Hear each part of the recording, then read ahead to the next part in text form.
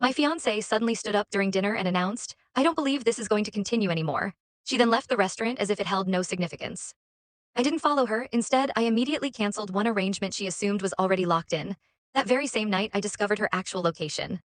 3 days after that, there was a knock at my door, and the expressions on their faces revealed that everything had unfolded precisely as expected.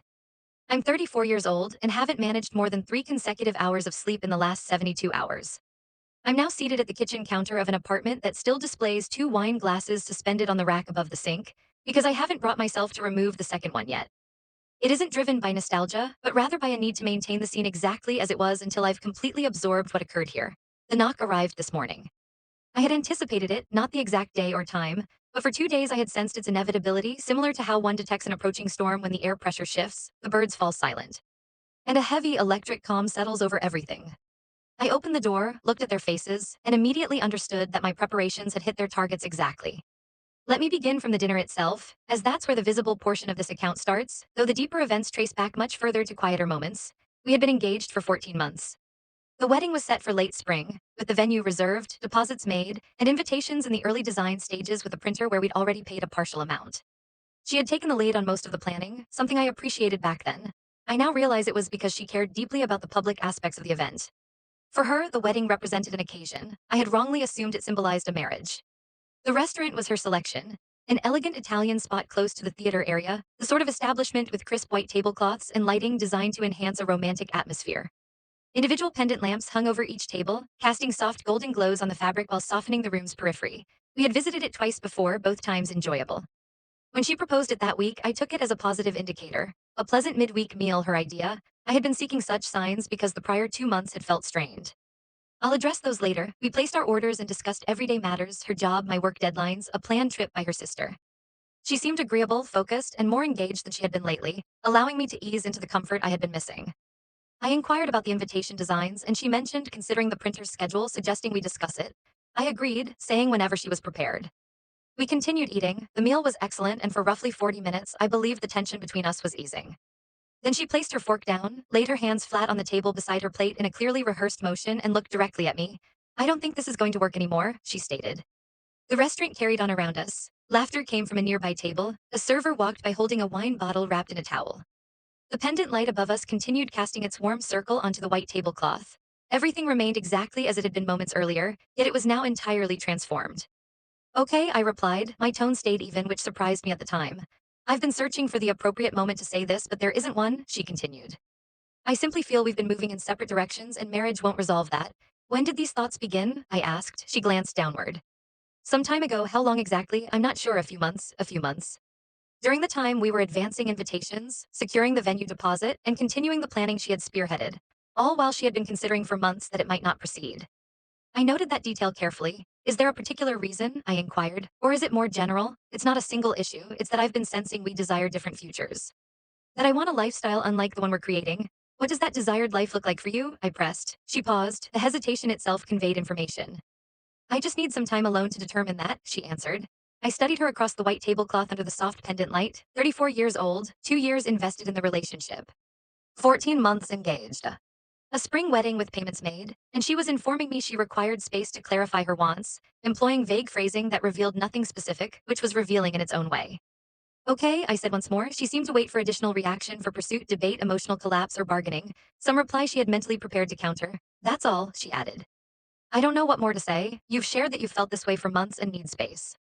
What more would you expect me to contribute? I just assumed you'd have more to express." "I have plenty, but the more useful discussion is the one you're avoiding with me now. So I won't stage the reaction you're anticipating." Her jaw tensed a bit. She grabbed her bag from the adjacent chair and rose. "I'm leaving," she declared. "All right." She regarded me briefly, then exited the restaurant, navigating between the white-clothed tables, past other diners and staff, out the door onto the street without a backward glance.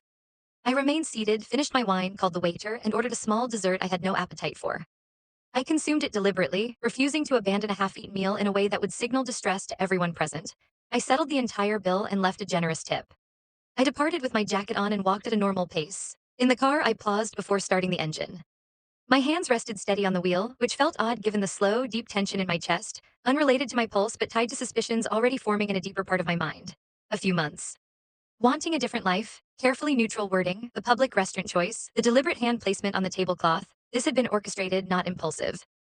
Prepared for a purpose she wouldn't specify, I drove home, entered the apartment, prepared tea I left untouched, and sat at the same kitchen counter. I opened my laptop. The first action I took was canceling the one thing she believed was finalized. The venue was reserved under my name, she had recommended it, but I had managed the calls and agreement. The contract included a cancellation provision. I had reviewed it when signing, as I always do with documents. The period for partial deposit recovery via formal written notice was still open. We were 43 days from its closure. I drafted the cancellation letter at 11:47 that evening, alone in the kitchen with the second wine glass overhead. I emailed it and immediately arranged certified mail through an online provider. Official, recorded, time-stamped. By the next morning, processing had begun. Next, I canceled the smaller printer deposit, also in my name. Then I examined our shared online planning folder containing vendor details, timelines, seating charts, and catering notes. I didn't erase it. I downloaded copies of everything to my private storage. Afterward, I quietly revoked her access without alerting her. From her view, the folder appeared unchanged, but the active, updated version with my notes and communications was no longer accessible to her. She would see the old contents, but nothing would refresh. I completed these steps by 2 a.m., then I did what confirmed my unstated suspicions. We shared a location tracking app, the type presented as mutual but often becomes one-sided. I used it occasionally to time dinners when she ran late. She checked it infrequently from what I could tell. It remained active, she hadn't disabled it. I viewed her movements since leaving the restaurant. She hadn't gone to her sister's, nor to her usual friend's place on the east side for unwinding, nor anywhere predictable. She was at a standard mid-level hotel near the business area, a practical, discreet spot not typically chosen for solitary reflection. I stared at the map pin for some time, then closed the app. I reopened it, captured a timestamped screenshot, closed it again, and set my phone screen down on the counter. I reflected on the previous 2 months, which I had been avoiding labeling. I recalled an evening 6 weeks earlier when she returned from a work function with an unusually animated, overly detailed demeanor I had noticed, but set aside. I remembered a colleague's name mentioned a couple of times in her conversations, just enough to normalize it, like building a minor background figure. I thought of a Saturday 3 weeks back when her trip to view wedding fabric samples took 40 minutes longer than the distance warranted, and the route didn't align logically with our apartment. The details had always seemed slightly inconsistent. Only now did they form a clear pattern. I did not visit the hotel. To be completely clear, I did not. I went to bed around 2:30 a.m., lay in the darkness, and focused on breathing. The next morning, I rose, made coffee, and phoned my brother, the person I turned to for clear-headed discussion without premature reactions. "Walk me through what you know," he said. I did. "What do you want to do?" he asked. "I want the complete picture before acting further." "That's wise," he replied. "Don't rush. Act precisely." On the second day, I gathered information calmly, not through dramatic means, but by staying observant as the other person, believing the relationship had ended. Stopped maintaining appearances. The colleague's name surfaced in a way that sharpened the overall picture. That afternoon, a mutual contact from our shared professional circles messaged me. She sounded uneasy, shifting uncomfortably in text form. She had spotted my fiancé with the colleague at a restaurant the evening after the breakup dinner and had debated telling me. Ultimately deciding I should know because she would want the same in reverse. The restaurant was 2 blocks from the hotel. I considered that location detail for a while. I replied warmly, thanked her, assured her I was managing it, and confirmed she had done the right thing. I meant every word. What I did not do on day 2 was contact my fiancé in any way, no calls, texts, or messages. My phone had received 2 from her. One the night before hoping I was all right, phrased to seek confirmation that the impact was containable, and another that morning asking if we could talk soon. In the tone of someone realizing the quiet wasn't serving its intended purpose. I read them but didn't reply. Instead, I scheduled a meeting. There was an opening that day with a lawyer I had consulted years earlier on a separate matter. I brought the venue cancellation receipt, records of the deposits I had covered, and a detailed engagement timeline. The consultation lasted 90 minutes. I departed with a solid grasp of my legal standing. On day 3, the knock came. I had been awake since 6, dressed with coffee ready, seated at the kitchen counter when I heard footsteps on the stairs, 2 sets which conveyed information before the door was wrapped. She hadn't arrived alone. I opened it. There she stood with her mother. Her mother had been consistently kind throughout our 14 months, embracing me at gatherings and treating me as family. Now she appeared in the doorway with an expression of someone expecting to handle a controllable issue, but already sensing it might not be. My fiancé's face looked unlike anything from our 2 years together, not the composed demeanor from dinner, nor the recent controlled detachment. It was raw. Her eyes were puffy from crying that predated that morning. "We need to speak," she said. "All right," I answered. "Come inside." They entered. I didn't offer drinks. I sat at the kitchen counter. They took seats at the small table near the window. The second wine glass remained on the rack above the sink. "I've been trying to contact you," she began. "I know, you didn't answer. I needed time to process. You said something similar to me 2 nights ago." Her mother's gaze shifted between us, gauging the mood. "I contacted the venue," my fiancé continued. "They said the reservation was canceled." "Yes. I canceled a venue reserved in my name under a contract I signed within the allowed cancellation period. Without discussing it with me first, you told me it wasn't going to work." I took your words at face value and addressed the financial obligations. I didn't mean, she paused. Her mother briefly touched her arm, then withdrew. I was in a difficult state that night. I was frightened. I didn't intend to end everything. I looked at her, considering the hotel 2 blocks from the restaurant, the colleague, and months of her seeking a different life. When you left the restaurant, I said evenly, where did you go? The silence stretched for about 6 seconds. To a friend's, she replied. Which friend? Another pause. Her mother stared at the table. That's not, my fiancé started.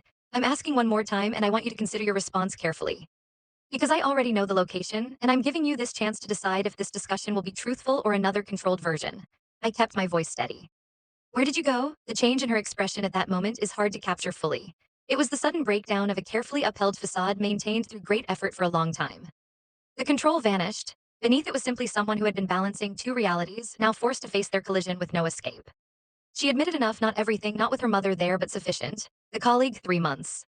The dinner had been her way to create room to decide what she wanted, which in clearer terms meant pausing our engagement without ending it while she evaluated if her connection with him justified leaving.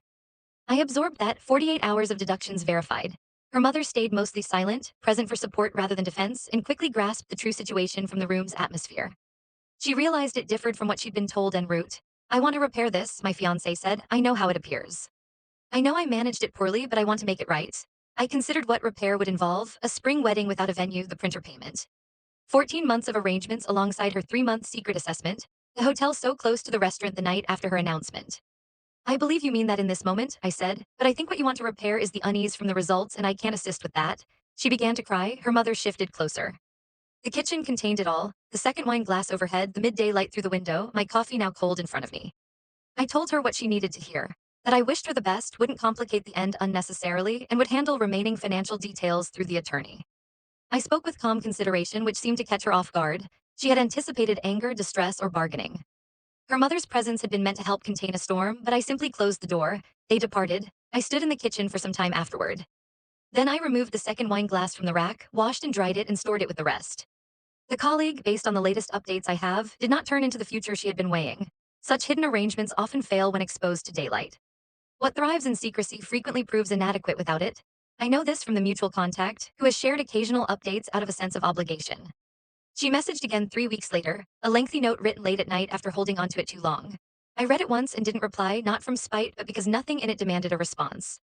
I'm still in the same apartment. The venue returned part of the deposit per the contract terms.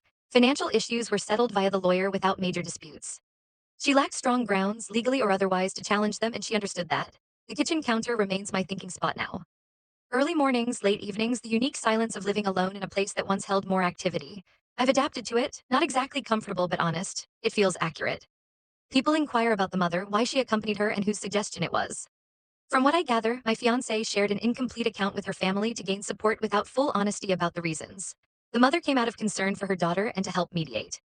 I hold no resentment toward her. She quickly understood the actual circumstances in the kitchen and responded appropriately. She sent me a short message 2 weeks later expressing regret over how events unfolded. I replied with similar brevity and sincerity. Some people reveal their true character when clarity arrives. She did. Eddie, the recurring question is whether I would have acted differently without knowing about the hotel that night.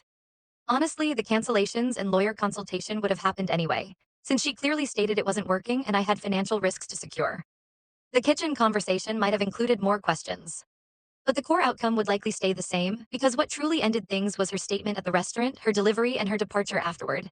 That marked the conclusion. Everything else simply provided confirmation.